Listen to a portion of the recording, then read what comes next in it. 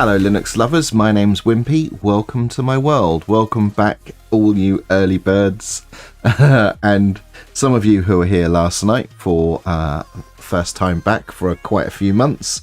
So hello Esme, welcome back. Hello Diogo, how you doing?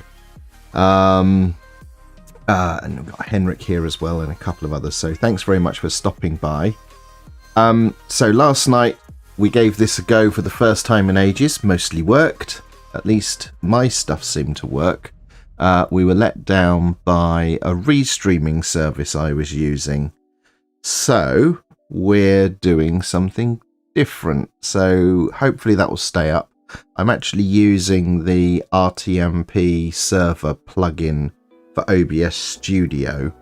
So this machine is sending two streams, one to Twitch and one to YouTube. So we'll see how that goes. I'm just going to test something else whilst I'm here, because I don't know if this is working. So I'm just going to do a quick test from the other place and we'll see if that pops up, and if not, I've got work to do. Appears that's not working, which is disappointing. Okay, well, there's still stuff to be fixed, it turns out. Oh, hey Luke, how you doing? Hey Nuno, welcome back. Crikey, good to see you all. Yeah, we're gonna be... So what I learned from last night's stream is wow, YouTube is a long way behind Twitch, I think. YouTube is still playing the intro. Wow. Okay. Well, we'll deal with that another time. So what I learned last night is, having had such a break from streaming, a lot of the whole automation and what have you that I had working, it needs updating. There's a whole bunch of tools that have either come out or been upgraded that supersede my own homemade nonsense. So I think it's time to catch up and upgrade some things. But in order to do that, I'm going to need to take a look at the different tools and the facilities that they support. In particular, this revolves around Twitch integration. Try and remind myself what I wrote about a year ago with regards to Twitch integration, and figure out where I'm going to drop stuff out of my own implementations and where I'm going to implement with the other tools that exist. So we're going to be looking at a collection of stuff from Kruiz Control, which is a very cool well, it's a chatbot with Twitch integration stuff, and you can include it in OBS very easily. Hey, Into Orbital, thanks very much for stopping by. Good to see you. Glad you finally made it. Hello, KJ. Welcome. Thanks. Also, welcome for the first time. Hey, Padger, how you doing? Crikey, it's been a while. Last time I saw you, it was the first Ubuntu Summit, a whole year since then. Yes, Henrik, it's also what the heck was I thinking a year ago problem. So we're gonna sort of dig into this and try and sort of figure it all out. And I think what I'm also going to do is, I've started making a list of things that I needed to fix. So Henrik, thank you for confirming that YouTube, as far as you're seeing it, is only about 1 second different from Twitch. That's good. I'm just looking at the control panel in Twitch. It's doing these like alert overlay things. I totally cheat the Twitch bandwidth rules, by the way. I think that's why it complains at me. So yeah, thank you for confirming that YouTube is about the same as Twitch, because in the publisher dashboards, well, it's still YouTube from what I see. here, still showing the intro video rolling. So, who can say what's going on there? So, if you're on the other site, say hello. I'll try and track what's going on over there. I want to try and bring all of that together so I can see a cohesive view on things. So, where to start? I think probably we'll look at Kruiz Control's documentation for the Twitch integration and see what API endpoints it supports. Then we'll take a look at the Scene Switcher OBS plugin, which now has Twitch integration. And hello, Henrik. Okay, so I saw that. I saw that in dashboard here, but not reflected there. So thank you, Henrik, for posting that. I'm a bit confused why that's not working. That's disappointing. Oh well. Oh well. We'll figure it out. Yeah, so we'll look at the two integrations with Twitch there, and then I'll go and look at what I wrote. And also we're going to have to yank out some bits that I wrote because our podcast spotted last night that some of the chatbot stuff, it's obviously calling an API and then trying to include the the data it's got from the API and its responses, and it was like no variable found or something like that. So I've seen that some of the API endpoints that I'm using have been deprecated, so we'll have to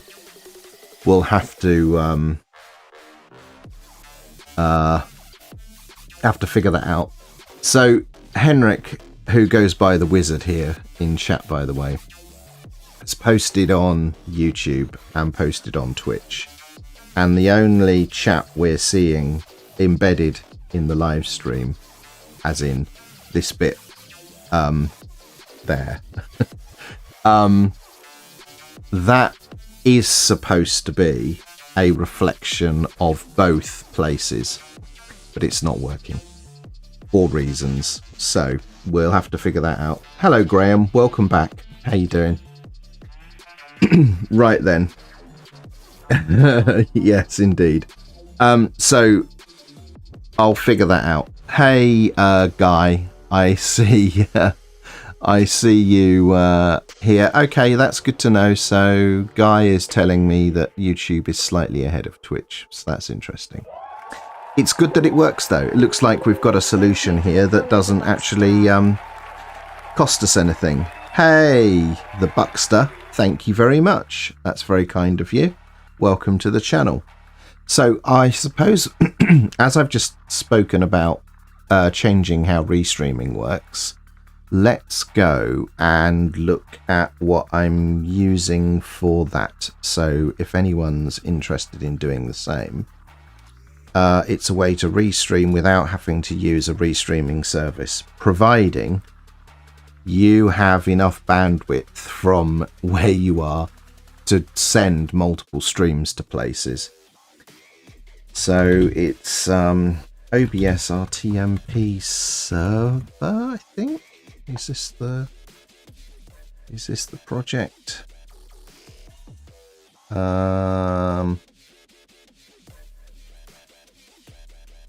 know what? I'm going to go to my own project to find this, because it will be easier to find, I think.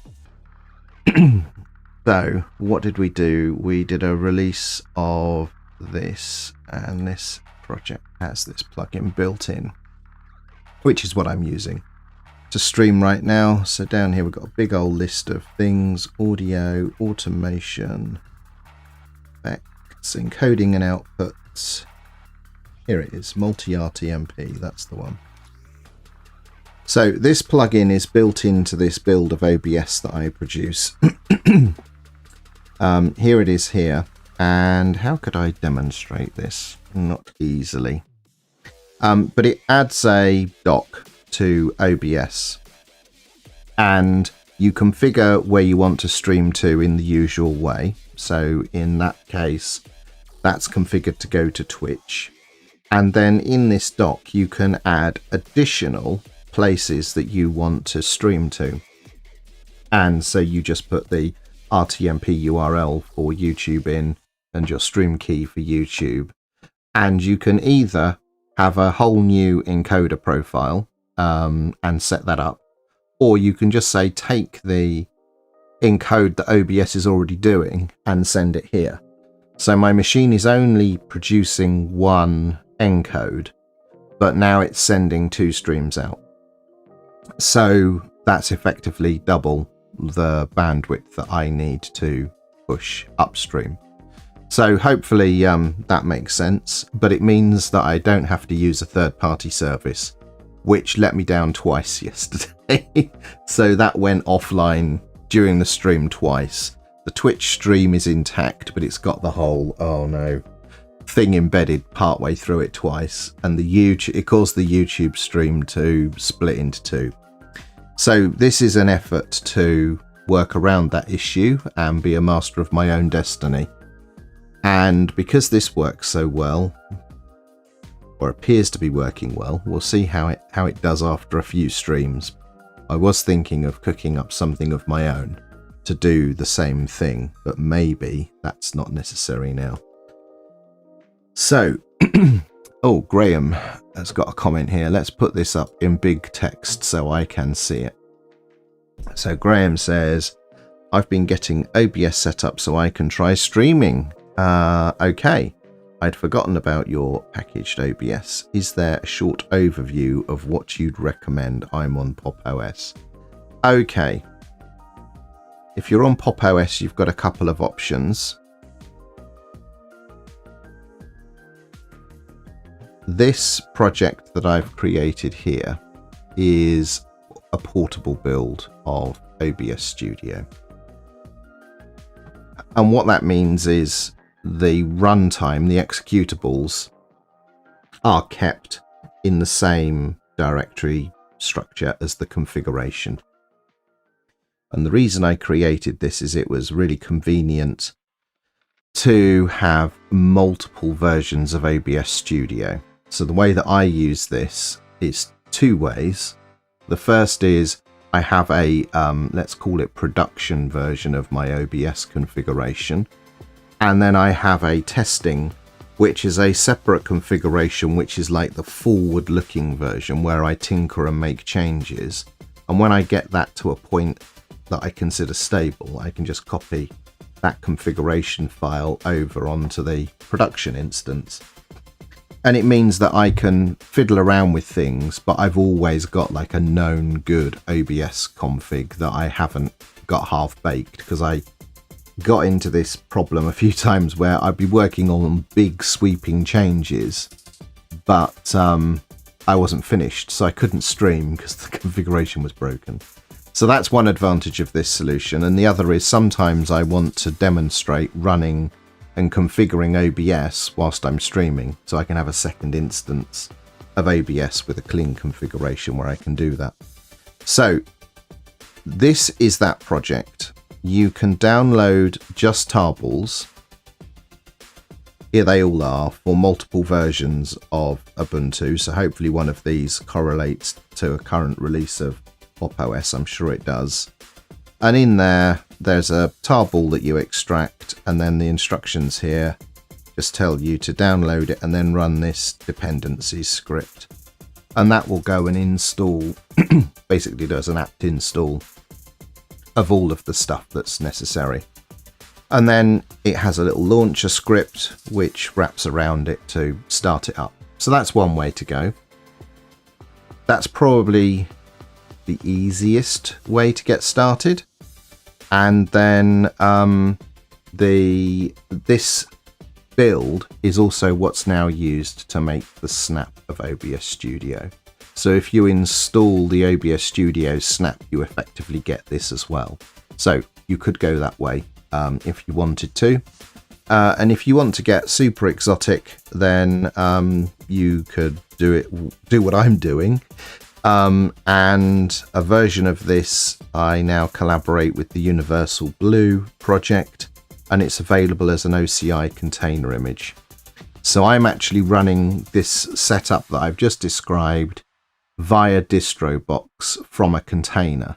So I've got an Ubuntu build of OBS Studio with all of that stuff that I'm running on top of NixOS.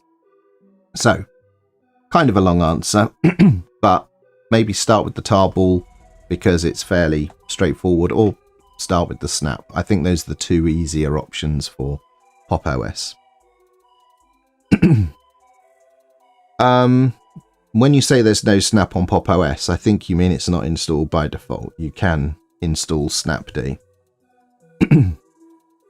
Yeah, and there is the flat pack of OBS Studio, which is the upstream sort of recommended Linux, generally Linux supported version. If you're just starting out with streaming, I'm sure that will be fine.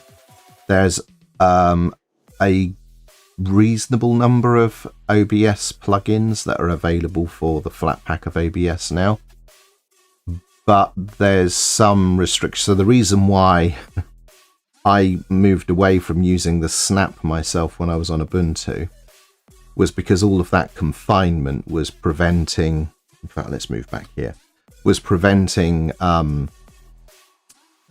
some of the integrations that I was using from working correctly. So although I'm running it in a container, it's just isolated. It's got like full access to everything that I need access to. So I can run all of these integrations. But if you're just starting out, all of those plugins aren't necessary. They're kind of depend on how far you take things as to, you know, how essential they become for you.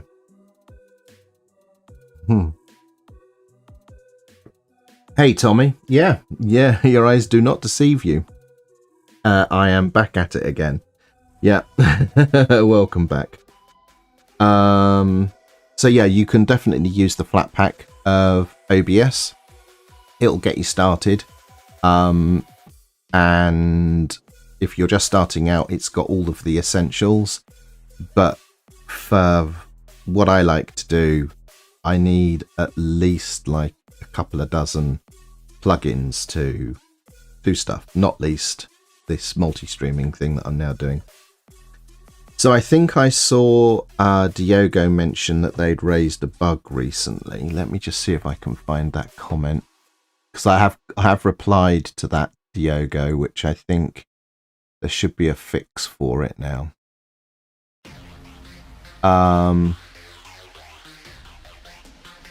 Okay, so Diogo says a couple of things. So they're talking about here testing the RTMP server plugin for OBS that I'm using, but mention that one of the advantages of using a restreaming service is you get a backup stream there. It's true, you do. I keep a backup copy locally, so when I stream, I have a stream going out and I have a separate stream that's a local recording of the stream, which I configure. Maybe I can do this though. Let's try this. Is it gonna let me do this? Might do.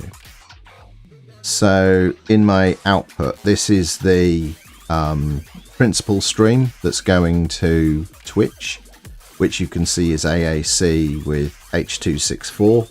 And you can see this is me bending the rules there. And then the recording stream, I thought I changed that yesterday. That's interesting. So anyway, it's H.264 again, but I changed the audio encoder to FLAC for the local copy and also to MKV, so it's easy to import into video editors and things.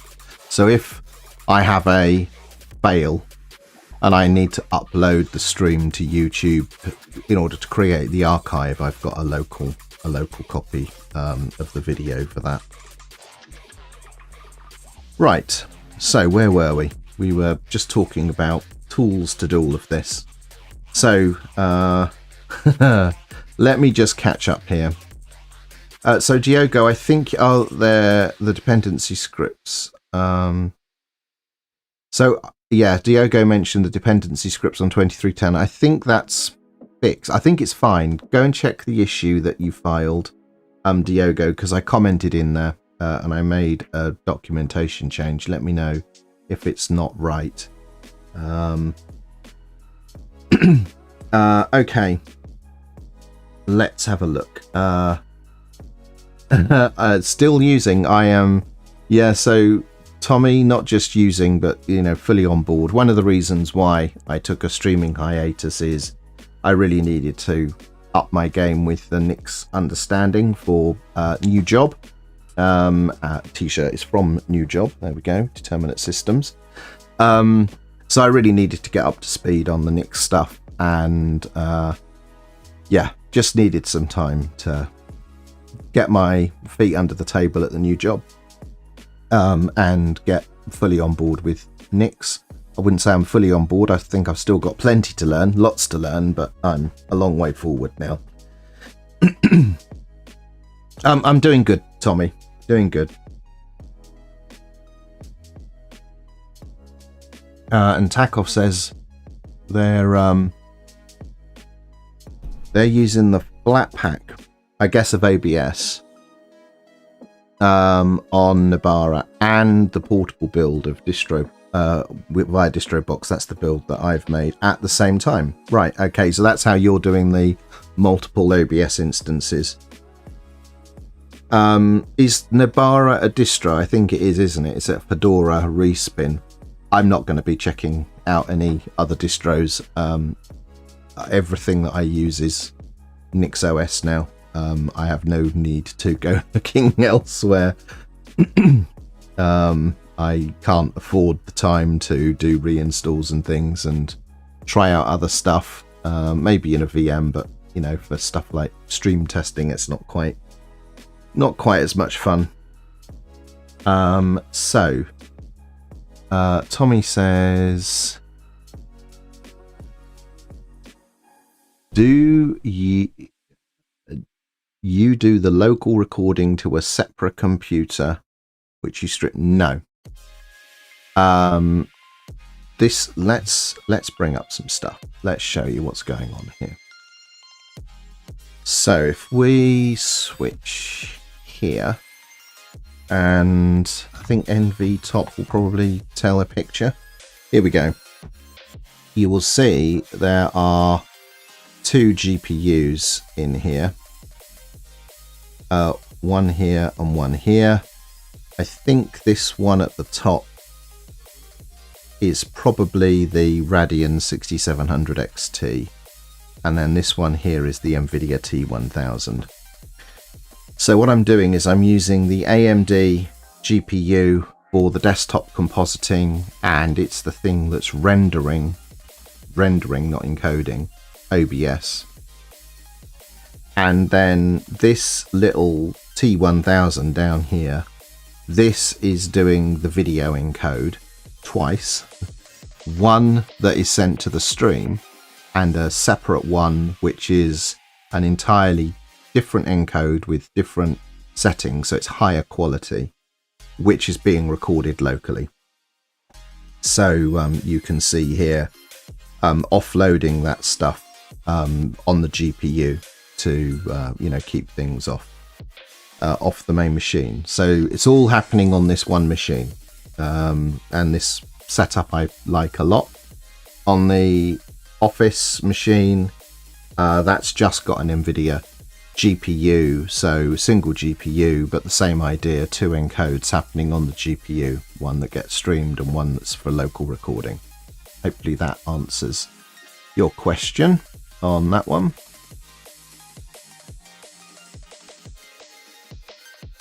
So yeah, I'm streaming from one machine. And King Egypt, welcome back. How the devil are you? And also a question for you, King Egypt. Do you think you'll be going to State of Open this year?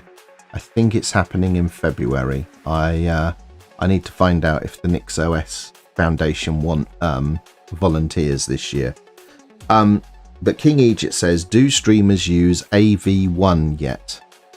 Just wondering how that's coming along.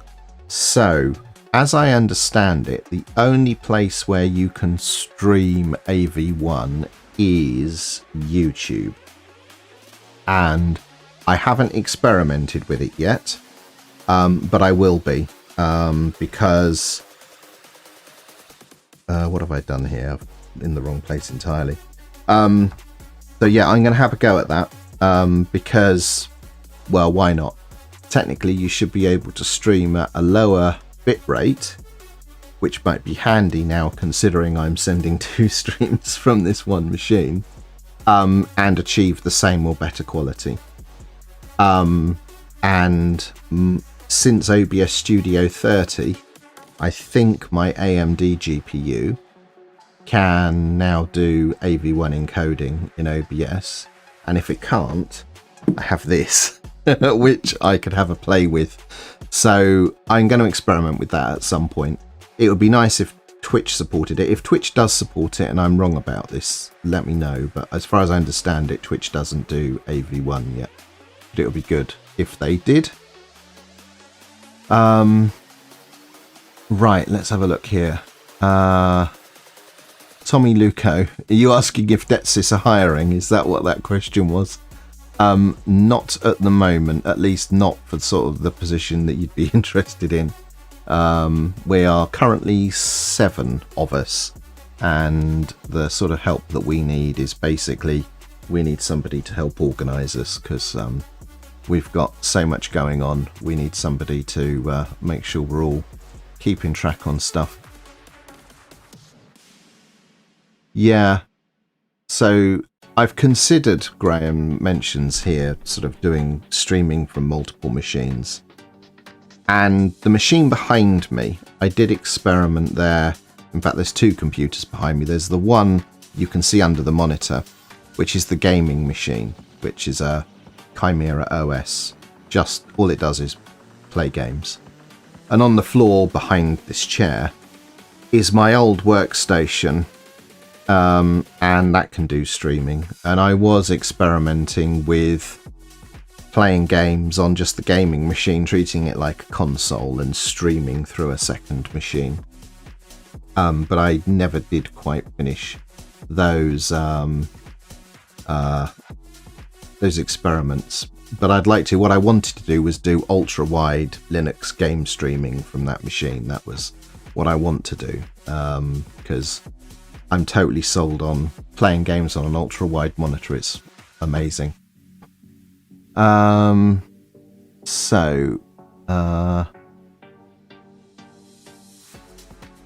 Okay, I'd kill for Spark Notes for Nix, Esme says. Okay.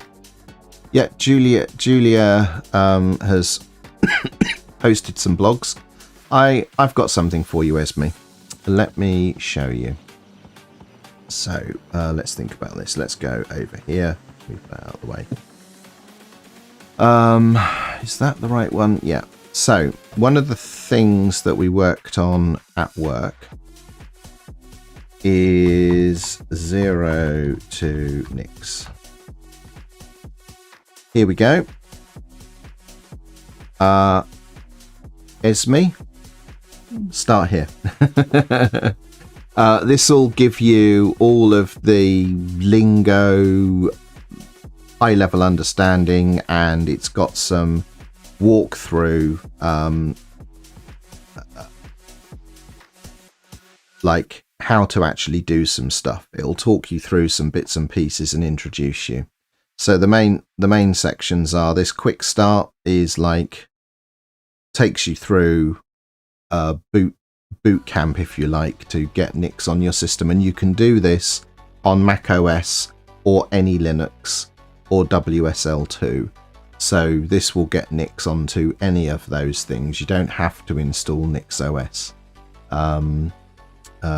Actually using Nix on other Linuxes and Mac OS is actually pretty fantastic, and something I'll be getting into, because I've kind of fallen in love with Apple Silicon MacBooks, which currently mine's very new. Well, it's secondhand. It's new to me. So it's running Mac OS, and it has Nix and Home Manager and all of that stuff running. I haven't put Nix Darwin on it yet, but I will also be installing NixOS for Apple Silicon on it, as well as a dual boot. Right. Oh, there's all sorts of questions coming in. This is a very different kind of stream. It's fine though. I quite like doing these Q&A type things. So we've answered Esme's question. Tommy Luco. Yeah, that's good advice. In fact, I don't think ADS is here today. He was here last night. But a couple of years ago, one of the sort of Ubuntu community members who I got to know was wanting to stream from an old laptop with integrated IGP. And I went through a number of optimizations to get streaming. And yeah, 720p is a perfectly acceptable resolution to stream at. It requires less bandwidth, less processing, so do it at 30 frames per second. All of those sorts of things can, you know, help considerably. So yeah, good advice from Tommy there. And then I saw, oh, you're going to volunteer. That's a good idea, King Egypt. Volunteer at State of Open. Yeah. Hey, Exceldro, how the devil are you? Thank you very much for stopping by. I'm going to be getting into some bits and pieces in a bit. For those of you who don't know, Exceldro here is probably, almost certainly, the most prolific author of plugins for OBS Studio. And I think everything that Exceldro publishes is built into the many OBS builds that are now available for Linux that I'm responsible for. So Graham asks, good tunes, are there any go-to places to find streamable music? I just use one source of music for streaming. It's sort of a staple for streamers these days. I use this. Let's go over here. I imagine it's .com. It says coming soon. Okay. Well, I use Streambeats. Why is it got a password up here? Enter. So you can get the Streambeats from Spotify and on YouTube and other places. The thing I like about Streambeats is in the past I tried other, like, you know, royalty-free, copyright-free services, and all of those videos in my YouTube channel from back then have been content ID'd. And everything that I've streamed with Streambeats has had no issues at all. And I think I started using it the day it came out.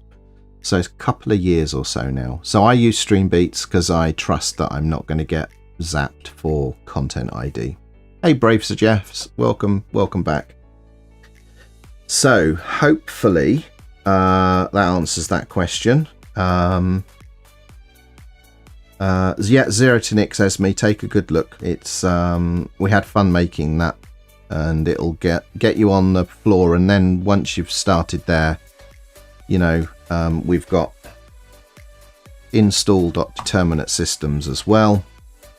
So this is about to get, what is it today? It's the 11th. So in about a week and a half, you'll see new exciting things turning up here. Can't talk about that yet. But if you're on macOS, in addition to doing the curl pipe to shell or inside GitHub Actions, you can also download a graphical installer for macOS. And if you've got an MDM, you can use this as a signed package, so you can then do orchestrated enterprise deployments of Nix. So many ways to get Nix where you want it. And we've got a free cache accelerator for GitHub Actions, and the Flake Checker, and then Flake Hub, which is going gangbusters. So this is, if you get on board with Nix, learn Flakes, which 0 to Nix will help you do. And then here's a whole bunch of cool stuff that the Nix community are cooking up, and you can just pull this into your system. So there's a whole bunch going on here, and there's more coming very soon. We've got some good stuff in the works, I think. I mean, I'm biased. I kind of came up with some of the ideas, but there we go. Yeah, so I see Exeldro has commented. There it is. Exeldro remarks, luckily more and more people are making and using OBS plugins. Yeah, I've noticed. So I noticed I've started, so I sponsor you on GitHub for the stuff that you make, Exeldro, and also Finite Singularity has created 3 plugins recently, which I love. The advanced masks and the blur and the glow and all the rest of it. So I'm using all of those. And then there's, is it Roy Hill or something like that? Roy Schill? I can't quite remember his name, but he's rebranded his GitHub org a couple of times. But he's sort of focused on plugins that use AI tools or AI technologies. Let's go and look it up. I think it's github.com. I think it's like OCC AI. No, doesn't look like it's that, does it? Oh no, here we go. It's GitHub slow.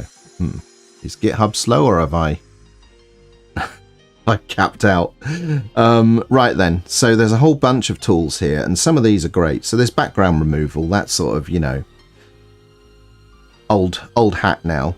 This clean stream I haven't tested yet, but I like this. This is removes ums and ers and profanity in real time from the audio stream. I thought that was pretty nifty. Hey, Ordell McNabb, thank you very much. That's very kind. And this local vocal is fantastic. I've used that for local recordings to make transcripts from the audio, and I'm using this one, the URL API service. So the stats up here, the number of viewers and subs and followers and all the rest of it, that's an API call that goes out, gets the API, does a bunch of stuff with it, and then inserts it into a text source inside of OBS. So I used to have my own scripts that ran and dumped text files, and then OBS ingested those. But now it's just an API call directly in an OBS source, which is super cool. So there's loads of great stuff. Hello, Lucy. Good morning. Good morning. How the devil are you? Are you recovered? I hear you've not been well. Also, Lucy, you and I, we need to meet up, because just there I've got a bag of things that are for you that came from Riga. So we should meet up for coffee if you're fit and well enough to do so. Let me know. You know where to DM me and all those sorts of things. So get in touch if that's something you want to do. We can have a catch up. If you can make it to Desk Lodge, we could have coffee there, if you like. Right. Okay. So there's a whole, as Exeldro says, there are so many cool plugins out there now. And Exeldro, for the first time, I'm trying the RTMP multi-streaming plugin. Although I think what I might do, so I'm streaming this to Twitch and YouTube using that, but I'm tempted to use the vertical plugin for this set of scenes, but do it horizontal and have 2 duplicate things composited differently, one for Twitch and one for YouTube, but that was gonna take me some time to build. So Lucy says recovered. Okay, struggling. Okay, I'm sorry to hear that. Okay, well, let me know when you're well enough to either receive visitors or meet up, and we can do that. Right, let's close down some of this. So yeah, this is the plugin that I'm using for the restreaming, despite all of the, I think it's Chinese, not Japanese. Oh no, it's Japanese. Despite all the Japanese here, the UI for the plugin is fully translated and it's very simple to use, so don't be put off by the author's first language. You will be able to use the plugin without any difficulties. Right, we're done with this. What do we want to look at? We want to look at Kruiz Control.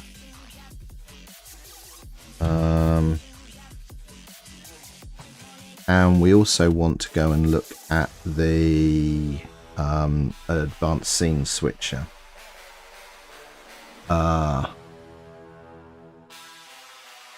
Which is warm. Yeah, here we go. So this plugin recently acquired Twitch support a couple of weeks ago. Here we go. So what I want to do is I've got some integrations in an old version of Kruiz Control. So I wrote my own Twitch integration in Kruiz Control's language, which was a bit mental. And so we've now got some features here. So set the stream title and the category. That's handy. Markers, commercials, announcements, raid channels, and send chat messages. Okay. So that's quite handy. So these are things that I could use in my macros to bring the stream up, particularly this. I'd love to have a text file locally where I can just define the stream title and have that automatically get set. Stream markers and stream clips. I've never done that. I probably should. I should get into a habit of doing that. Starting commercials is definitely something I do when I bring up the stream. Chat announcements. So I think I want to keep Kruiz Control as the chat bot. So all of that I'll keep in Kruiz Control, as I will raiding channels and sending messages. So I think that's probably most interesting, and that one as well. And it will also allow you to look at when the stream goes live. The channel information was updated. Okay. Followers and subs. Ah, okay. So this is interesting. So at the moment, I'm using Kruiz Control. I'm pretty sure it's Kruiz Control. It's been a while. We're going to look at the code in a minute. Kruiz Control to do this. So we get Kruiz Control looking at Twitch's API with my janky version of the client, that handwritten client, and then it triggers things over OBS WebSocket to run the animations and things like that. So there's a lot of redirection. So actually having some of these things running in the scene switcher, which is directly in OBS, I think it's still going to call WebSockets in some cases to then trigger the corresponding reaction. So, oh, there's a lot. Here we go. Online, live, watch parties even. Okay, this is pretty comprehensive. Raided. Okay. Shout outs. So I think everything chat related I'm going to keep in Kruiz Control. So let's go and look at Kruiz Control, because in the summer, Kruiz Control also, in fact, it's probably better just to look at their docs and look at the Twitch section. So what have we got here? API, chat, cooldown, debug, Discord. Yeah, I've got a bunch of stuff I want to do with Discord that I've not done with this before. OBS, that's fine. Slobs, stream elements, text, timer, Twitch, here we go. Okay, that's a lot of stuff. Oh wow, that's a lot of stuff. Holy smoke, holy cow. Okay. Some of these I wrote, and I think that Kruiz wrote this proper implementation based on my janky go round. So Esme says, a lovely little catch up. Yeah, it's good to see you, Esme. Have a good day, or end of day, whichever it might be. Secret command. I can't remember what the chat we'll have a look in a moment. So there's a whole bunch here. So community goal complete. Triggers on a ban, channel point. So I'm gonna have to spend some time because I'm running like this patched version of Kruiz Control 162, and what we got here now, I think it's 2.04. So I think I'm like a full year behind. Yeah. So they've done a release a month more or less, and then this is what I'm running. So what else changed? So this is Twitch. Pretty sure this voice mod stuff doesn't work on Linux. Oh, okay. Okay. That's gonna break things. I might not be able to do this live. That's interesting. Okay, for setting an image source. Oh, a loop. Interesting. That could be helpful. Returns the OBS version. Okay, that's useful for detecting the WebSocket, I imagine. Oh, yeah. I don't use slobs. Okay.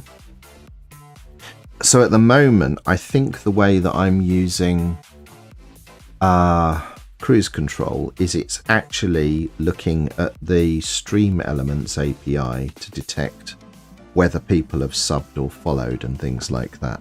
So, or did I move it over to my own stuff? I'll have to look. I can't actually remember. I think it's using Stream Elements. So then they added a bunch more stuff in that release, and there is that breaking change. Okay. Okay, well, I'm going to have to be mindful of that.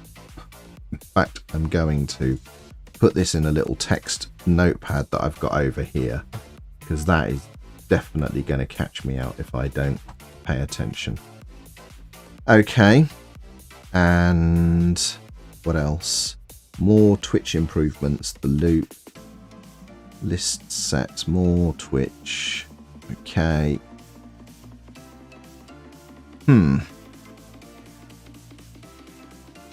I don't understand what height thingies are on Twitch. It's happened on here like once or twice. I have no idea what's going on when that happens. So consequently, I've never set up any automations for it. Yes, into orbital.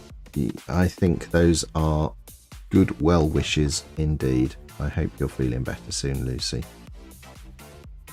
Right. Oh, you're going to Denmark? Or is Denmark coming to you, Lucy? Right. Okay. Is there any other Twitch stuff down here?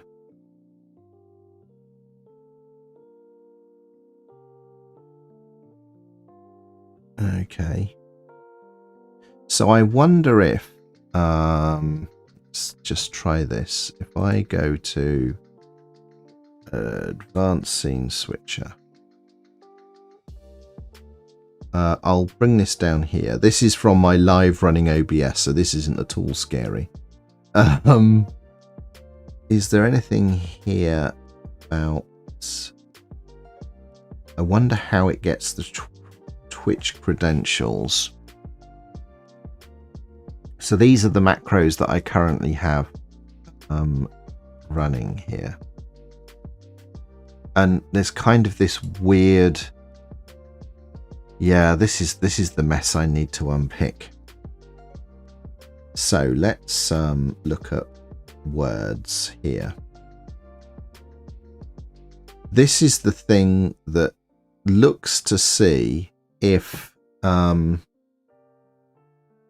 visibility flag has been set in order to run the light displays.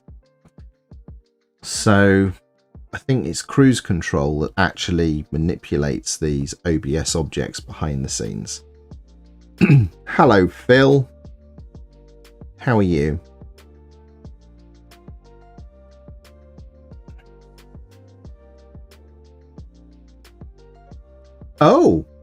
Oh my gosh, Lucy, you got engaged. That's amazing. We definitely need to meet up. I want to know more. Congratulations to you. Right, okay, so this is all of that. So this is where we've now got, I think, probably Stream Elements API that Kruiz Control is talking to. Kruiz Control sends something over WebSockets to do a thing in OBS, and then this macro gets pulled. There we go. Thank you for testing that, Exeltro. So we'll need to go and look at this, and then we've got some bits here. What are these looking at? This is alerts. Twitch bits is visible. Then run the light display. So you may not have seen the lights because that blanked it out, but I've written some scripts that integrate with the hue tools to, well, and the key lights. There's two key lights here, and it does things to both of them for different things. Let's see, can we demonstrate that with, whoops, that's something else this macro does, is hide things. So I'm going to have to map this out, but let's that was the wrong button. If I do this and we go and do, is it that? Yeah, there we go. So there we go. You can see now the lights are now under the sea lights whilst the Kraken is running. And those, hopefully, he says, hopefully those commands that you've just seen, bang Kraken, only I can trigger, which is why I've made that note about the permissions model in the new version of Kruiz Control. So let's go and take a look at Kruiz Control and see what's going on. Yeah, indeed. Very happy for you, Lucy. And it will be interesting to see how your new year starts. Hopefully a much better position than you've been in recently. So what shall I do? I'll go and here we go. So where are we? Studio Wimpy's World Kruiz Control. So we've got a couple of Kruiz Control instances here. We've got Bella, who's the chatbot, and then we've got some things that run under my identity. So there's two chatbots in here, and in fact, when they misbehave, if they get confused, I can give them a bonk like that, and it resets both the bots. So there we go. That's what happens when we reboot the bots. So let's go and take a look at good to see you, King Egypt. Stay in touch, and I hope we'll see each other at State of Open again this year.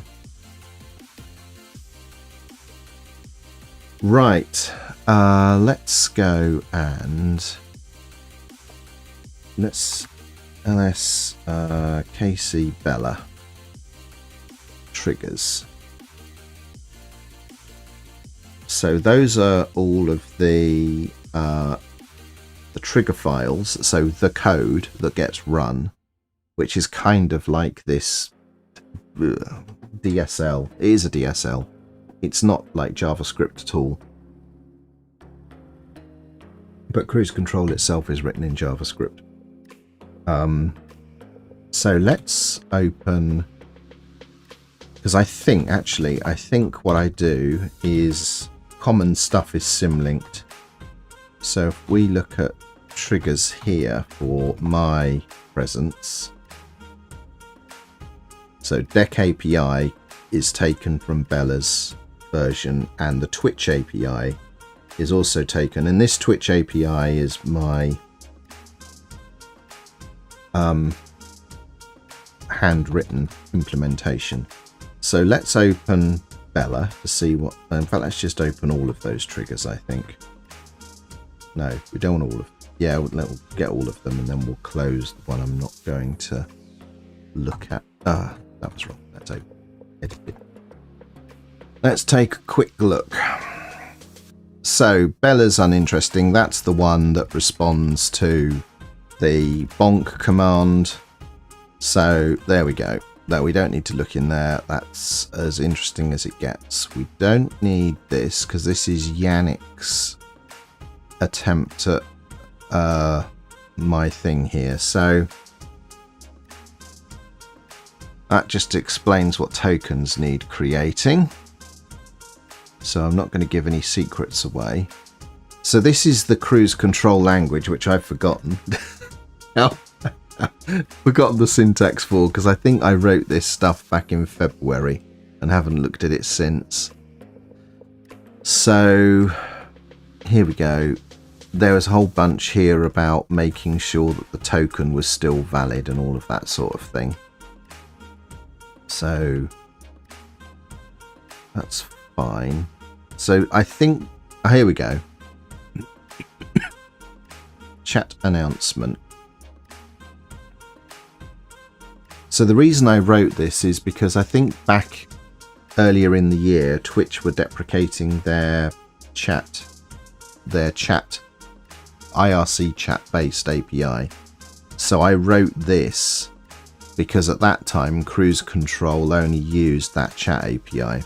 So I wrote these to talk to the actual Twitch API in order to, you know, get everything working again or keep it working. So this has got a whole bunch of like things to change the chat mode. This is all fine. Unique chat, delete messages. Oh, I didn't know I'd done that. That's interesting. Huh. I'm gonna have to, I know ASB wanted this ages ago, create a show me all the commands keyword. Oh, I've got set the title. I must be using that somewhere. Directory. Oh, I've also got a choose your category. So that's interesting. These I could move over to the scene switcher, I think. Running a commercial. Yeah. Setting a stream marker. Like I say, I've never used that. I really need to get good at that. What's the timeout, I wonder? No idea.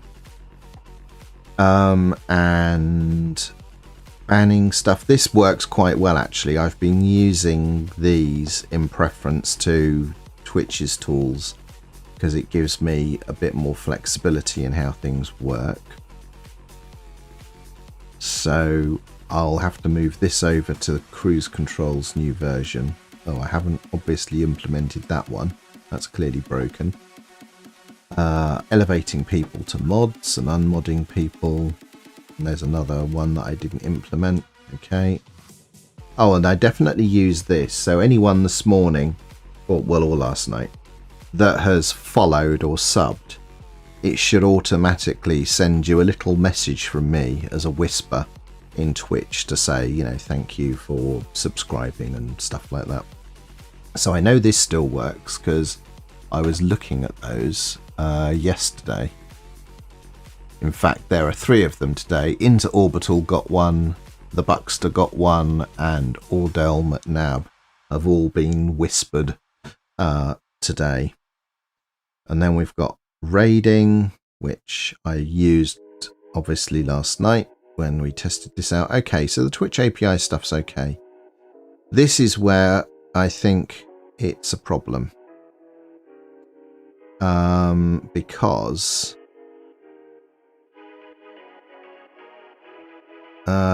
this has got deprecated endpoints now.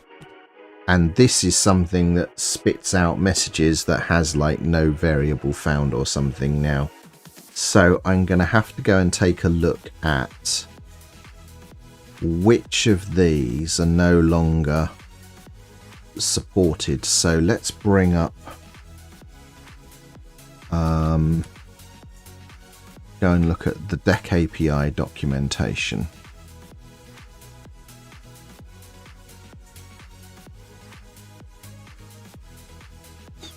And that's probably what we want. And down here I think it's got a Twitch section. Here we go. So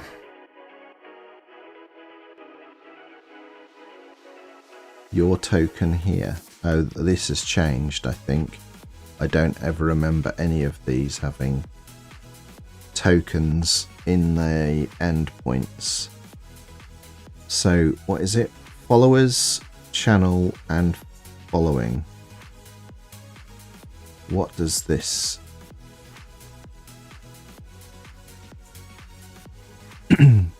List the most recent followers. Okay.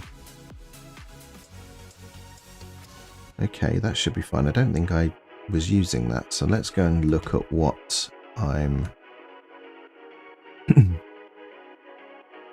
Multi-streaming. Yeah. Follower count followers. That's the one that's not implemented, right? So I should be able to see the error messages for this in... Oh gosh, let's get to the right place. Let's bring up the current log. Okay. Let's do that. There we go. Yeah, we can actually see what's failing here now. So if we scroll down here, we can see followers. So yeah, that's the one that we identified. So let's grab those. I'll stick those in my little notepad over here as reference. So Twitch followers is one. It's Twitch followers again. Is it just that one that I'm calling? That's unrelated call. Okay. Yeah, it's just that Twitch followers one. Okay, so it's this here. So I need to look for everywhere that is used. So let's look for everywhere Twitch followers is used in the KC Bellabotti. So it's used just in the Deck API. So now let's look in mine. Ah, not used anywhere. Interesting. Okay. Well, we can fix this one nice and simple then. So let's just get rid of this endpoint.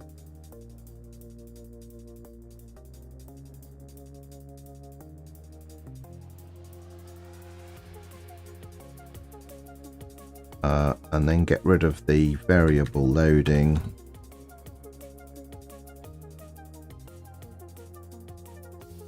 And get rid of that. And get rid of that call. Okay. Well, that should be it.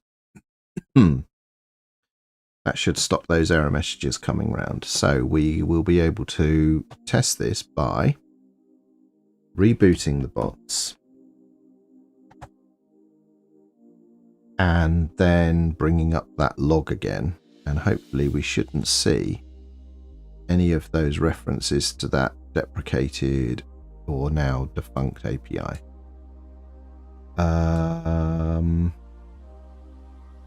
Okay, nothing so far. Seems fine. How often did this come round? I think it was every 60 seconds, but we would have seen it here when we bounced it. So what's this one? What, that's from 2 minutes. Deck API. That is the one I've just removed, isn't it? Maybe that was from before the reboot. Let's bounce it again and see. So let's get you at the bottom. I think it's done, but let's make sure.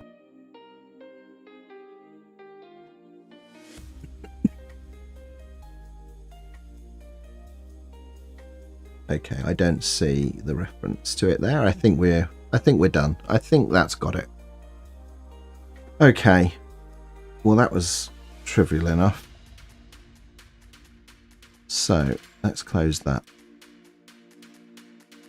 So the deck API stuff I want to keep because that's a convenient way at getting at numbers.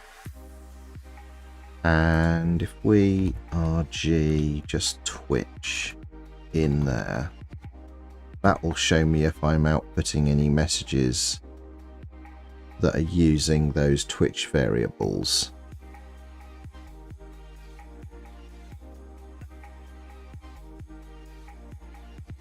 Okay, they are. That's fine. So in the chatbot, this is Bella. So this is figuring out if people are first here. First user message. Okay. On speak. What's that?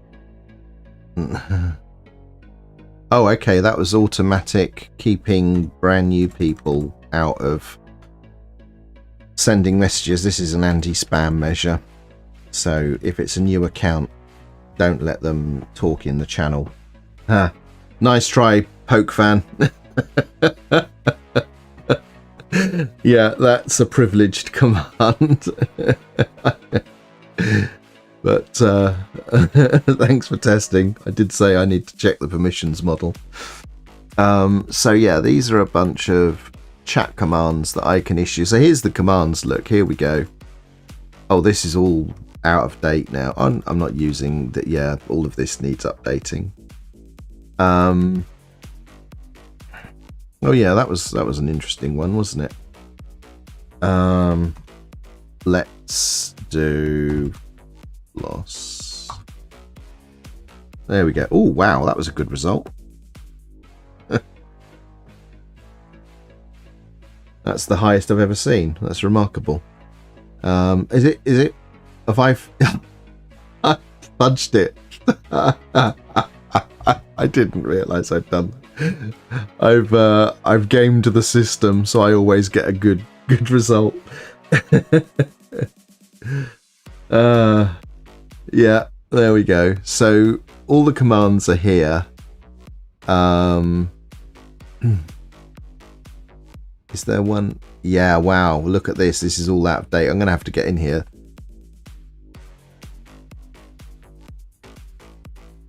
I'm gonna have to update all of this. Oh, there we go. I have got some. I have got it in accurately in here. Okay.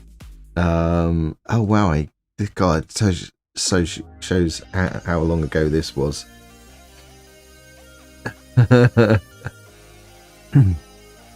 Okay, so these are all fine. This is all deck API stuff plus standard Kruiz Control features. So this is all good.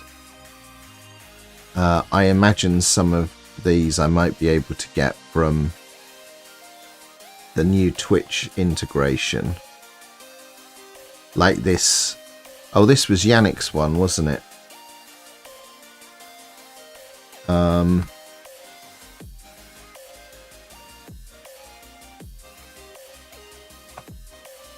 There we go. Have I put that in right? No. Oh, yeah, I have. There it is. Okay. So this is all still This is all still working astonishingly. Yeah, I bet that doesn't work. Oh, yeah, I don't use Spotify anymore either, so that's curious. I mean, I imagine this will work. I think it should put the rotating overlay on, so if I just do bang music. It's quite slow to respond. I remember it being quicker than this. That one hasn't worked at all, has it? Oh no, there it is. Oh, and there we go, and it's turned on this here. So yeah. So it turned on the now playing overlay up there. Then it says this is what we play from, and then it turns this off after 20 seconds. Okay. And it should run round twice. Yeah, so it's queued up. Okay. Twitch stats. Does that work? Should do.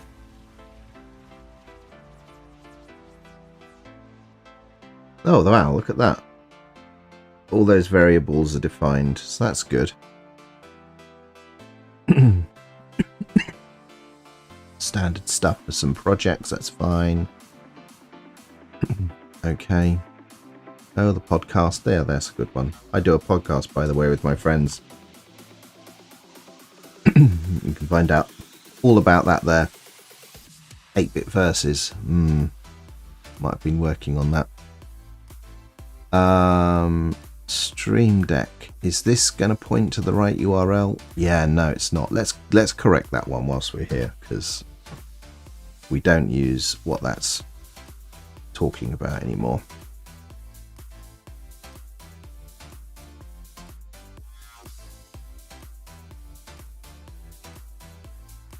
We use this.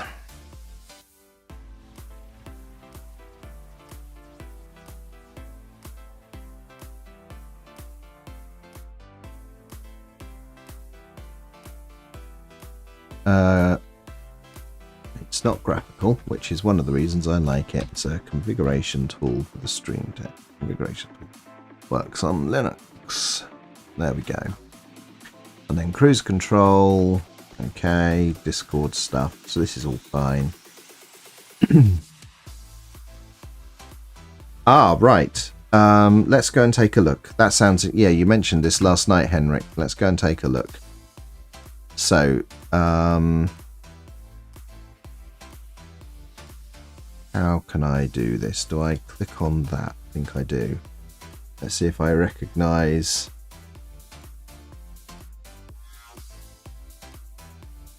There, that's you. So I'm guessing you've got... What have you... Up to date. Oh, where are your PRs then? Okay, I thought they'd be in your... Let's have a look. Allow setting a solid background. Okay. Maybe I might have to do a fork and patch on this. Oh. That's wrong. There we go. What have we got here? Should resolve 119. Set a solid color as a background for a button. Yes, that would be handy. I've got some buttons that I would have liked to have done that with to indicate status. That's quite helpful. Let's just have a look. Is it written in Go or Rust, this one? I can't... Yeah, it's Go. Yeah.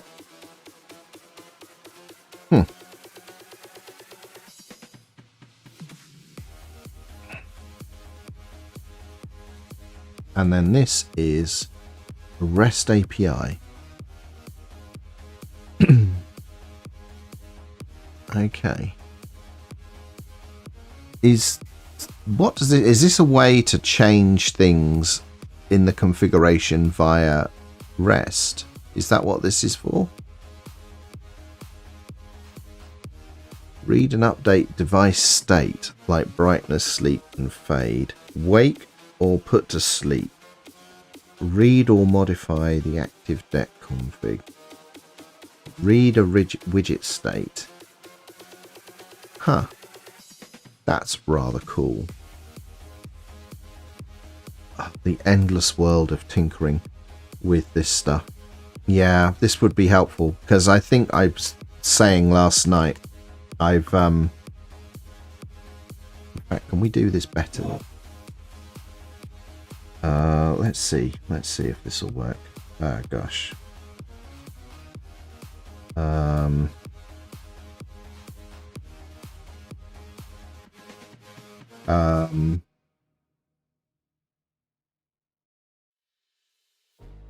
Oh.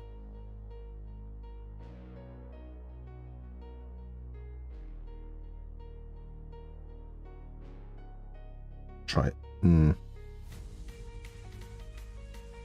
Well, it's been too long.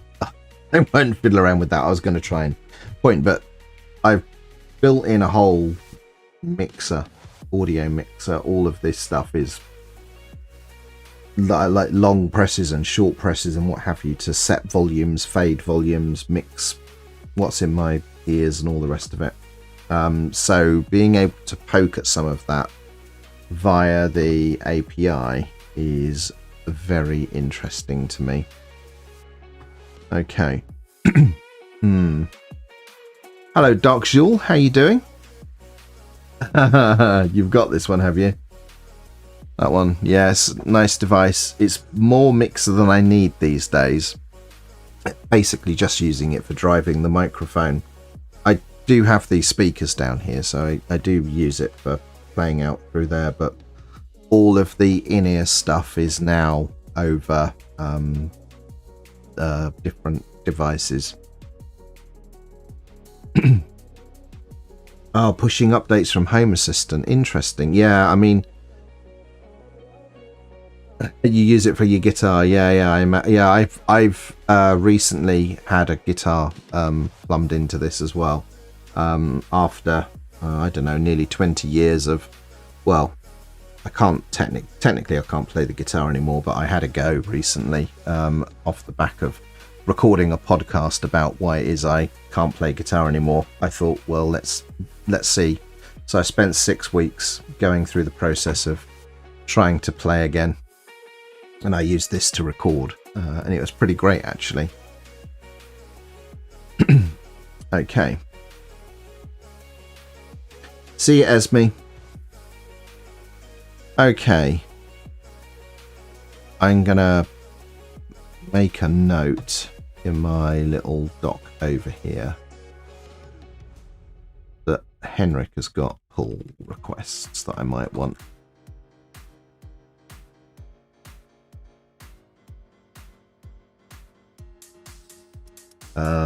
Okay. So let's just go and check what I'm using for triggering. I think my own account I'll need to look at what's going on. OBS automation, here we go. That's the one I want to look at.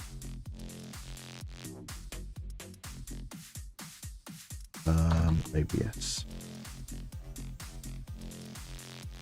Let's.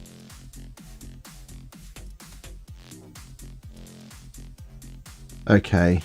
Okay, so this is automatically playing the drop game during the intro.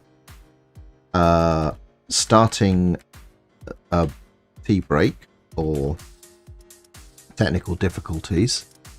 I assume everything's still working as he sees the technical difficulty screen. Hey, Clementino. Welcome to the stream.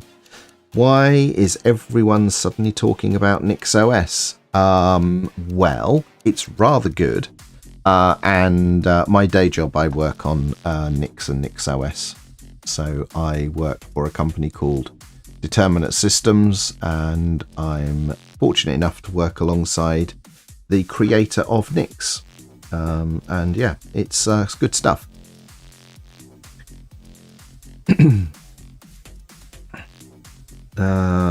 So Dark Zul, what code?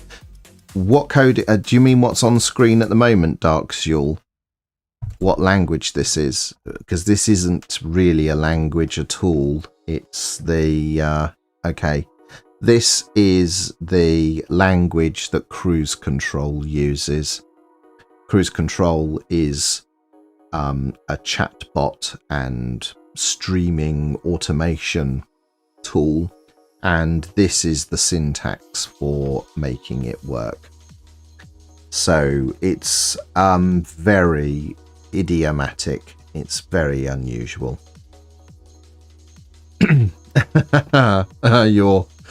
You're too kind, Lucy. No, it's not. It's not me. I think it's Nix's time right now. It was designed to solve 20 years ago. Nix was designed to solve problems that we're encountering in a very real way today. So that's why it's popular, or growing in popularity. So starting, what have I got here?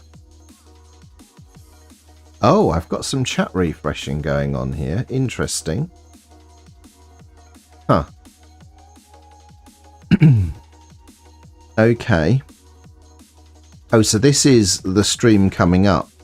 A whole bunch of stuff going on here. Yeah, this is where it's confusing. So I've got this code here in Kruiz Control, which does things as the stream comes up. I have got a shell script, which also gets invoked, which does a bunch of stuff. And I've got the scene switcher plugin also doing a bunch of stuff. So it's no wonder I can never figure out what the heck is changing things when I bring the stream up, because it's in 3 different places. This is what I'm going to need to unpick, is getting all of this consolidated. So I need to choose one place to do all of this and just do it in one spot. Oh, like here in the outro as well. Wow. So turning off or muting the microphone as the last scene changes happen. Again, there's another shell script and another scene switcher macro that runs. So yeah. Now there's our panic room. That still works. I tested that the other day. Oh, and a bunch of if we transition. So I wondered where this was. Here it is. So I never did understand why it was when I switched to the panic room that a whole bunch of stuff happens, and it's here. Here it all is. I'd forgotten I'd tucked it in here. Gosh. Yeah. Yeah, it's just this like made up language, like a domain specific language for Kruiz Control. Shell scripts within shell scripts. Yeah, well, this isn't shell. Ultimately, this is like a configuration language for some JavaScript, because this is embedded as a browser source. But the shell scripts are just there because they're just basically calling out to OBS CLI to just switch scenes or turn, change the visibility of stuff, which I could do in this. So I'm going to have to make a decision. Do I write it all in Kruiz Control?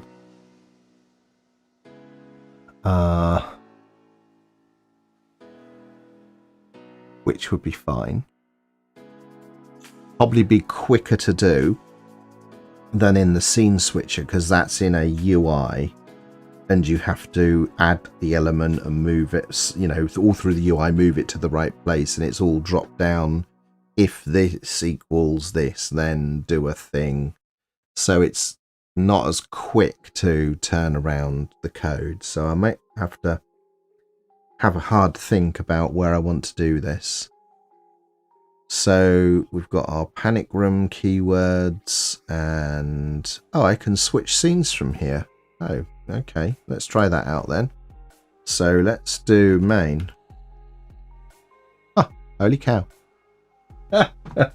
Was it dev or code or something? Dev, code. There we go. Okay. I'd forgotten that was a thing. Okay. All right. So there is a bunch of stuff in here. And then these are cooling my handwritten stuff. I wonder what's triggering the different animations though.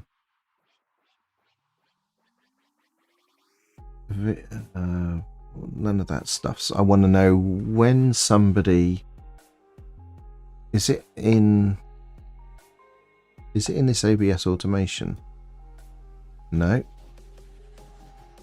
Outro, panic room, starting, taking a break. No, I'm looking for the word stuff. So let's think it's going to be words, maybe. What the heck's that?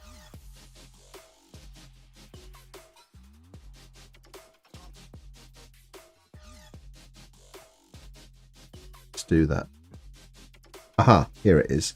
Channel points. There we go. Okay, so that's where all of this other stuff happens. So this, I think, let's see what this is using. So that's my own thing to turn the scenes on and off. Oh, Dark Zul, you're asking good questions right now. Right.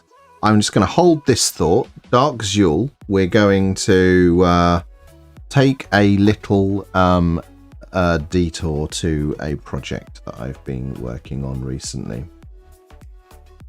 And if you're not subscribed to the Linux Matters podcast, linuxmatters.sh, get subscribed.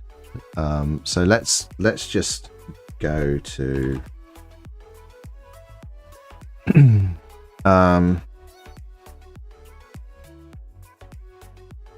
last week. There we go. Last week I published this project here, a file downloader for archive.org, and it's written in Rust. And it all looks fairly normal until we get to this point here. This entire program I wrote using AI. I don't know Rust. I haven't learned Rust. I have learned some Rust by doing this. But this entire project was written using initially ChatGPT.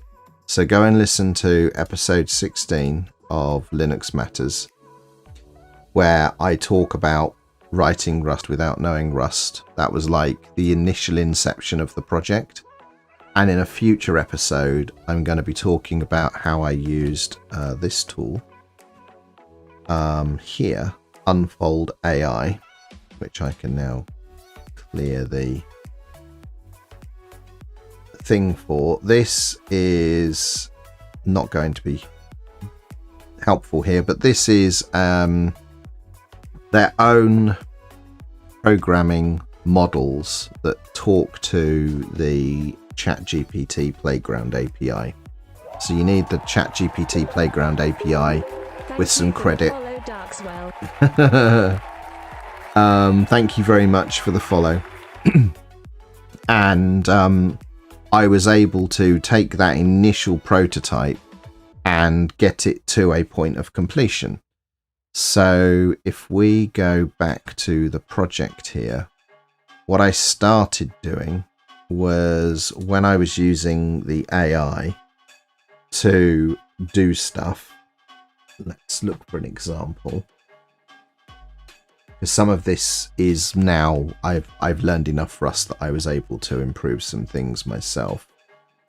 But yeah, here we go. I think these were, yeah, those were done myself. So let's find a commit where I actually used it to generate the code. I think that might be an example. Here we go.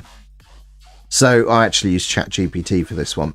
So when a code change has come from the AI, I've included like the response from my queries in the commit message in order to show like where you can now see the code and you can see the rationale for why the AI suggested the changes that were made. What would be a better one?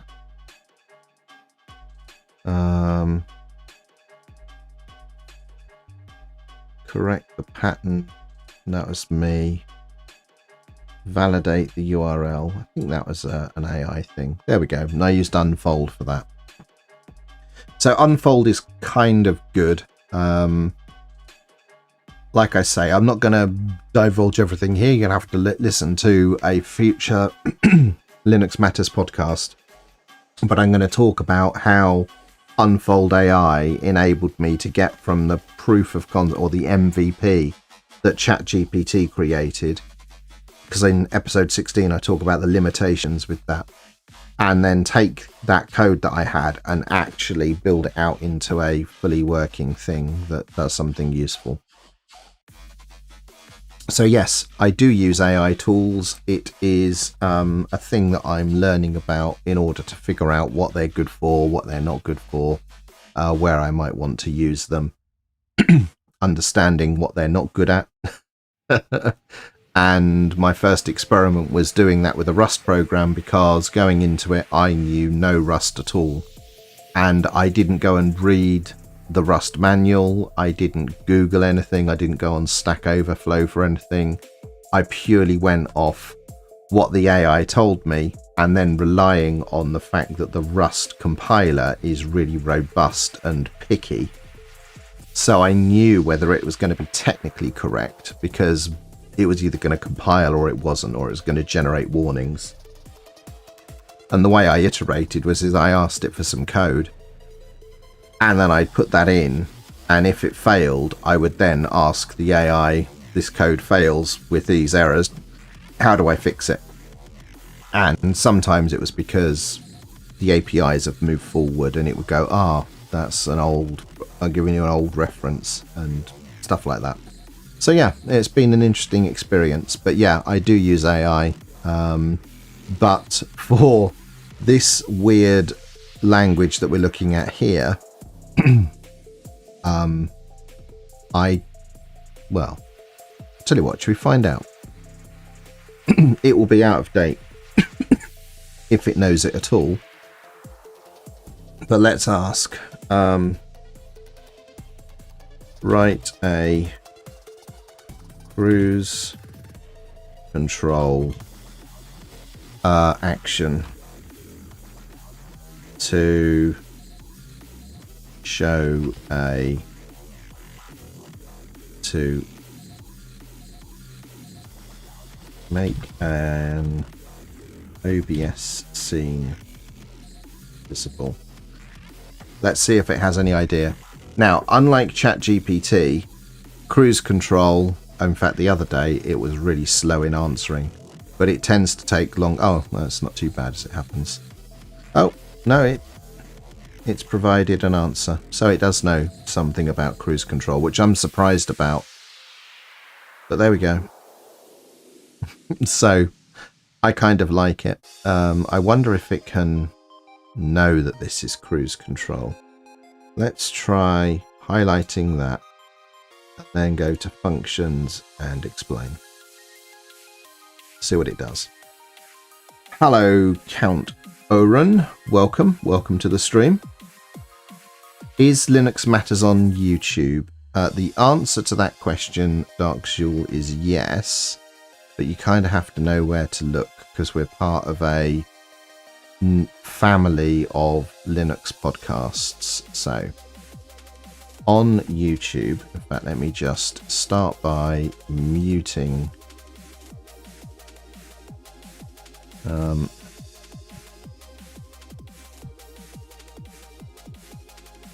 okay, here we are. this is Late Night Linux. I'll put this in the link there. So Late Night Linux is the family that we're a part of, and you can see that Late Night Linux Matters is in here. We do a podcast every 2 weeks, and what that tells you is tomorrow the next episode 18 is out. Nixing and fixing. Yeah, I was back with my first stream for months last night, Count Oren, and there were some teething troubles. It's going much better this morning. And so I'm just looking at how I organize my automation and making some plans for how to level up my tooling for automating the stream stuff. I think I heard one of your podcasts before. Quite possibly, if you listen to Linux podcasts. So Linux Matters is the new one. We've been doing that for 10 months now. But we used to do the Ubuntu podcast, the three of us. We used to do the Ubuntu podcast together. And we packed that in September of 2021. Had a little break. And then got hungry about doing podcasts again.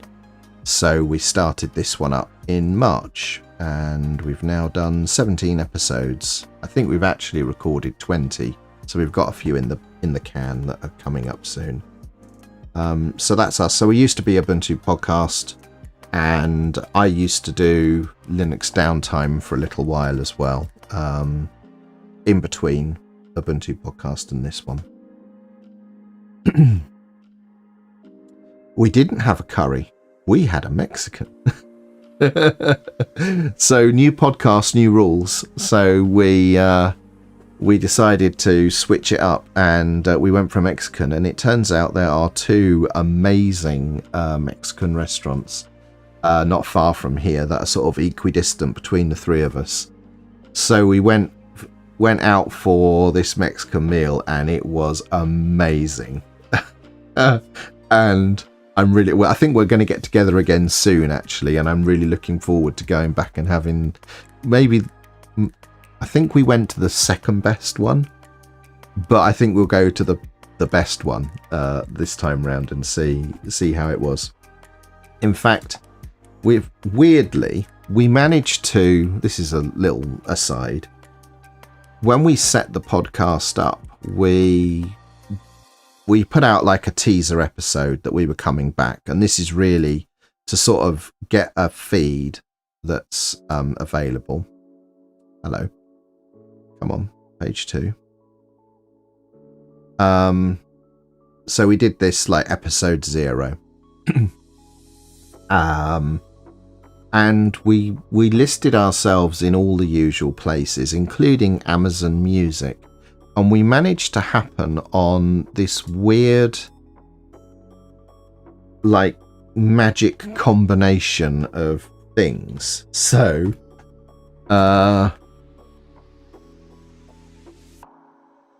we're on IMDb, which is mental. So Linux Matters podcast is on IMDb, and even more ridiculous is the three of us are on IMDb. And if there was any doubting the going out for a Mexican story, they've even got this this picture of us, and that was the evening we all got together and had a Mexican meal and decided to do the podcast. So this, last time I looked, this was automatically updating as it got all the current episodes. Yeah, 17. It's got all the latest stuff. Let's go and see. Are they all in order? Yeah, so it automatically updates each time an episode comes out.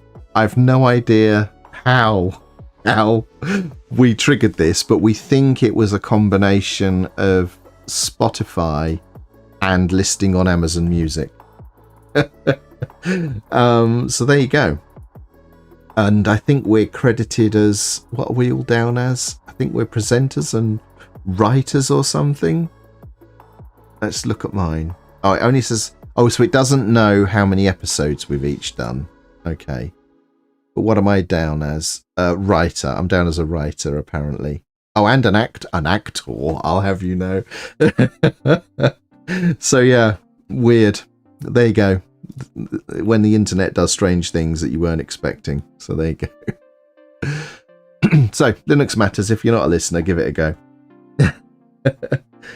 Oh, it's there. No images, though. Oh, your wife does a podcast, Luke. Is that what you're saying?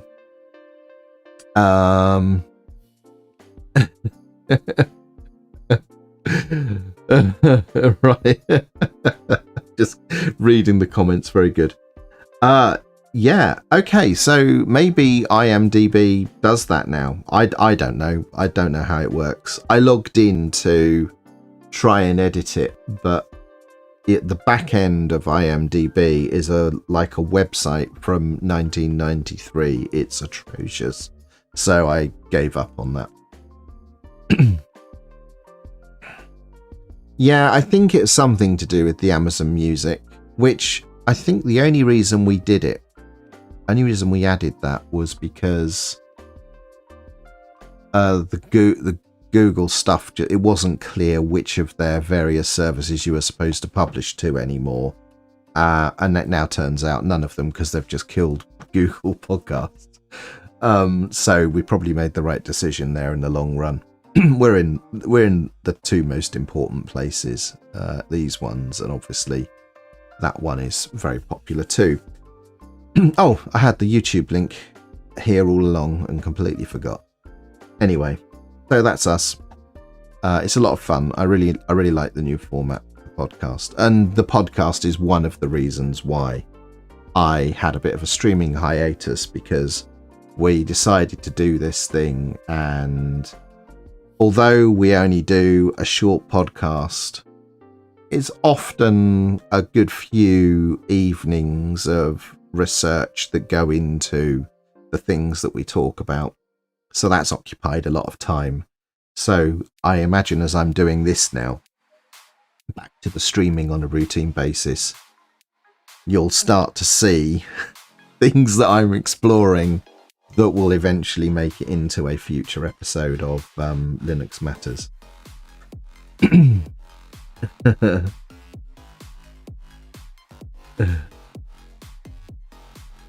Right then. Let's just have a look. I'm just catching up on the messages. Okay, internet magic indeed. Who are you playing? You're a star. No, not a star.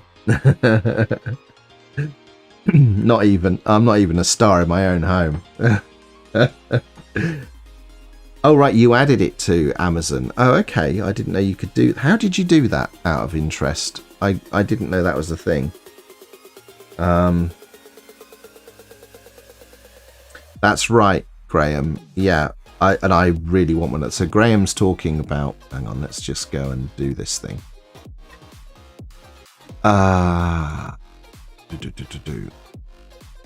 Graham mentions that in one of the early episodes, Mark, who's one of our co-hosts, talked about 2 screens in one monitor that he'd bought. Oh, you've you bought one. Yeah. So, how are you finding it? Because I want 2. I've got 2 1440p monitors here. Thank you for the follow, Countorin. Hey, Countorin, thank you very much for the follow. I've got 2 1440p monitors on this machine here. And I've got like a little monitor next to the camera up here that I use for, like, when I'm on video calls, which happens a lot these days, of course. I use this as the way to sort of be looking vaguely at the camera whilst I'm looking at all the participants. And when I'm streaming, I have my streaming control panel up there. But it's not... For all of this streaming nonsense, you'd need more screens. So I'd like to get 2 of those because it's effectively 4 screens, which I think would just about cover it. And maybe one of these vertical on the end or something, I don't know. But yeah, I'd really like to get one. Yeah, it's called is it LG Dual Up? Should we actually go and make it clear what we're talking about? So, I bet Mark wishes he'd put a referral link in the show notes now. I think it's an LD Dual Up monitor.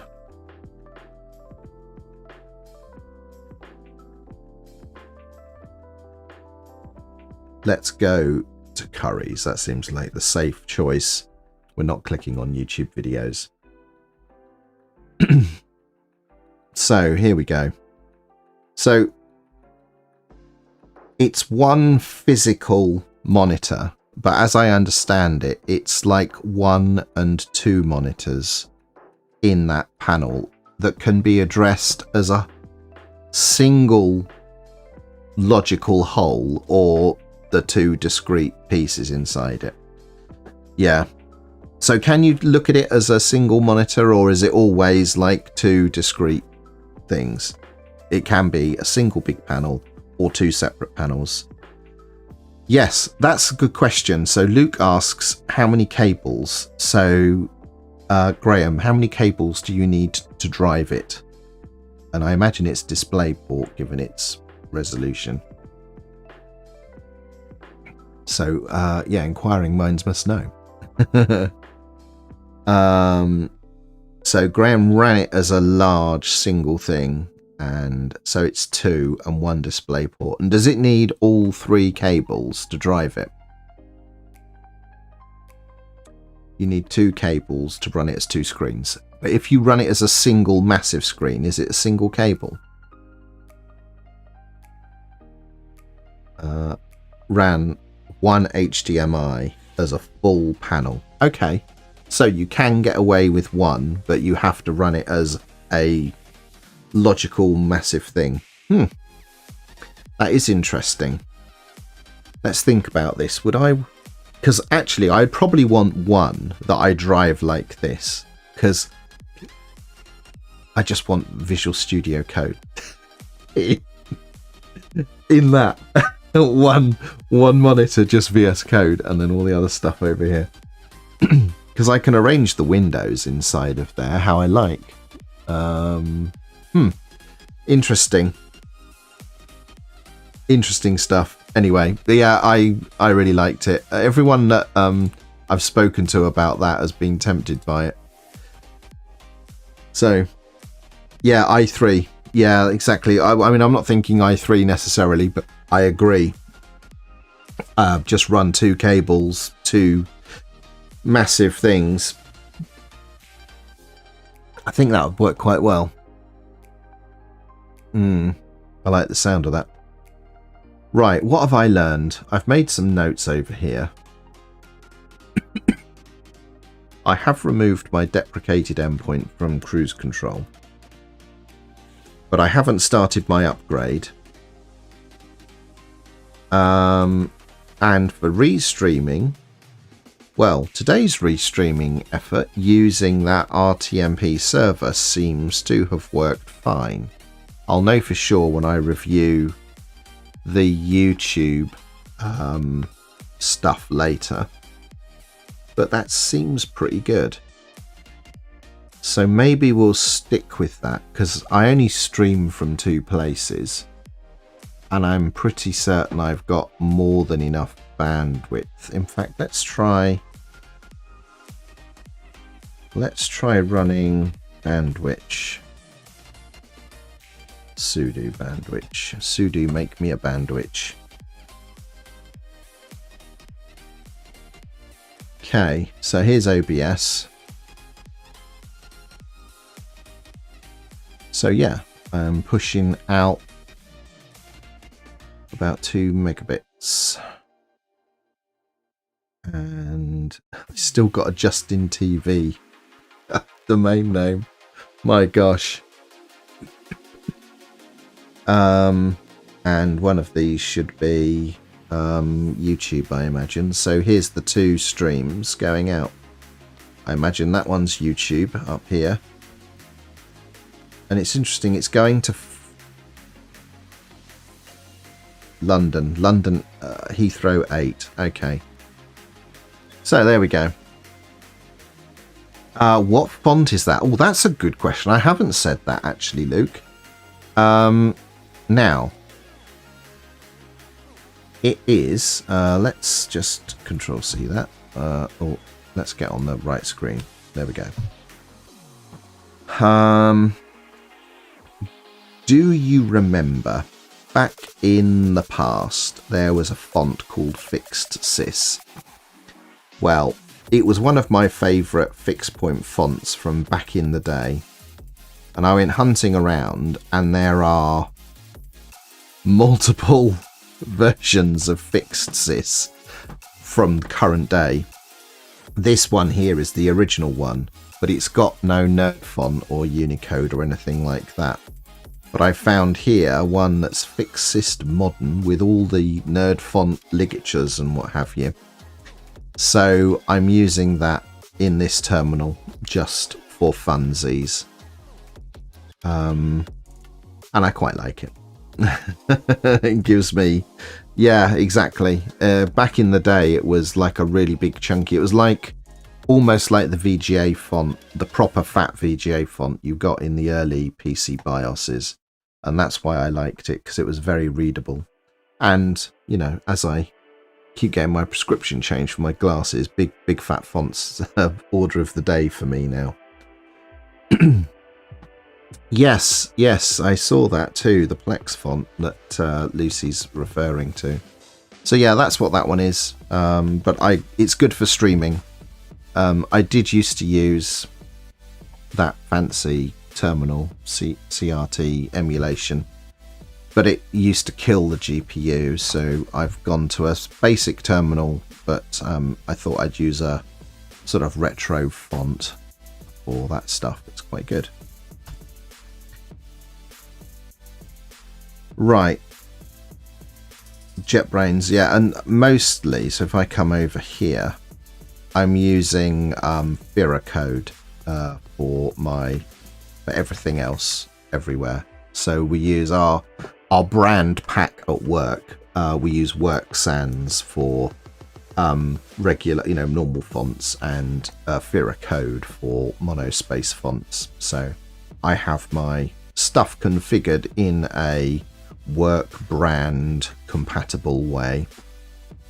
And in fact, if I go here, this rainbow colorway is a wallpaper that I made that's based on the Determinate Systems logo, because we like rainbows. Right, okay. I've got a list of things. I haven't actually written, I wrote a tiny bit of code. I deleted some code, in actual fact, is all I've done. So we've still got a list of problems to deal with here. But restreaming solution is not one of them. I'm going to mark that one off as fixed, and we'll assume that works fine. And let's do one little bit of the one tiny bit of, oh no, we've actually done that as well. I did that earlier. I did that before the stream started. Okay, so we need to fix the cross-platform chat. That'll be fun. And then we need to refactor all of that Kruiz Control stuff. So I imagine I'll be doing some of that this week, because I think what I want to do is I want to get all this automation buttoned down, so then it just makes getting on stream easier. Yes, it's good for some things and terrible at others. It's the if you want a video encoder, it's fan-bleedin-tastic. If you want to render a desktop or play games, it's shockingly bad. So there you go. There's my Arc A770 buying advice for Linux users. Don't, unless you just put something interesting to play with. It's not particularly practical. So I've only used it for testing AV1 encoding, and it may go back into this machine at some point just for video encoding duties, but I'm undecided because now I think something else I need to test. I think the AMD GPU in here can do AV1 now. I need to have a test of that. Okay. So, yeah. What did I work out? I've got a ton of work to do. I've got a lot of bones to unpick. So, I think next time I'll now know where all of the things are. So I suppose what I could show is to complete the picture. What I also have, let's turn this off. We don't need you on anymore. In scripts streaming, there's a whole bunch of scripts in here, but there's a start and an end. And these are a bit like those other things that we were looking at in Kruiz Control and also the macros in the scene switcher. There's a whole bunch of stuff that just gets fired off in here to sort of bring the stream up. But this doesn't do everything, because some of the functionality is in those other two places. And what I'm desperately trying to do is kill this shell script so that it all exists in something that's in OBS. So this is what I want to have removed entirely and move it into the other tools. So this is the objective, is to not have these two scripts be a thing. Now, they're very useful because it automates a whole bunch of stuff for me. But there are now better tools available. So let's use better tools. Ooh, wow, excellent. Okay. Pardon me. Ooh, where to go? Okay, I think I know where I'm going to go. Okay. Let's click on that. So let's go back here. So, why is this so dim? Right, okay. Hey RJ, welcome back. Good to see you. And the lights work here. It's flashing all the greens. All the greens. That's real lighting effect. It's not just videos. There we go. Wow. Wow. Well done. So I was surprised that those still worked, and that was the one I wondered worked because it's the most demanding, but apparently that stuff still works, so that's good. Right then, welcome back RJ, great to have you here. I'm just finishing up today. This is the second stream for a little while.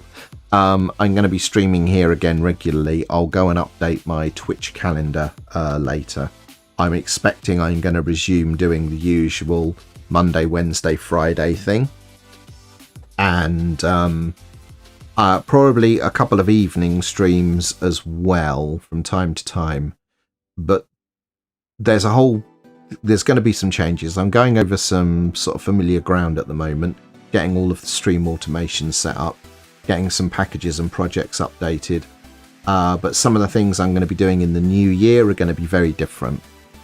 I've got a whole new project I'm going to be starting in the new year, which I think will be a lot of fun. It's going to take at least a year to complete, and should be very informative. There's lots of cool things to learn along the way there.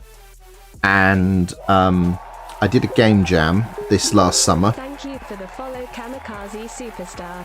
Thank you very much, Kamikaze Superstar, for the follow. Welcome to the channel. So I'm going to be picking up some game development stuff. So I've dabbled in a couple of game jams in the last couple of years and had loads of fun with that. And I want to invest more time in some game dev stuff. So I'll be doing more of that. But that'll be intermixed with all the usual Linuxy stuff, and the Linuxy stuff is predominantly going to be NixOS and Ubuntu related, and then the OBS sorts of things like I've been looking at today. So, what are you going to use for game development? I'm going to leave that one hanging.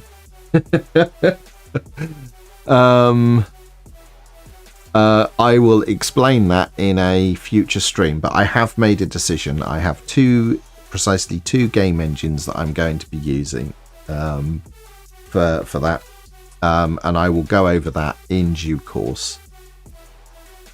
So we are going to go raiding. Not bash. No, I did that once, but we're not doing that again. So we are going to go raiding. We're going to see somebody who I have not dropped in on for ages. So we are going to go and visit the dev dad. Let's get that going now. Thank you all very much for coming. I will be back on Wednesday morning, if not sooner. So let's go and do that thing. I'm going to wait for a progress bar to complete. Why does Twitch make me wait? I don't know. Right, thank you all for coming. See you Wednesday, or maybe sooner, maybe Tuesday night. Bye for now.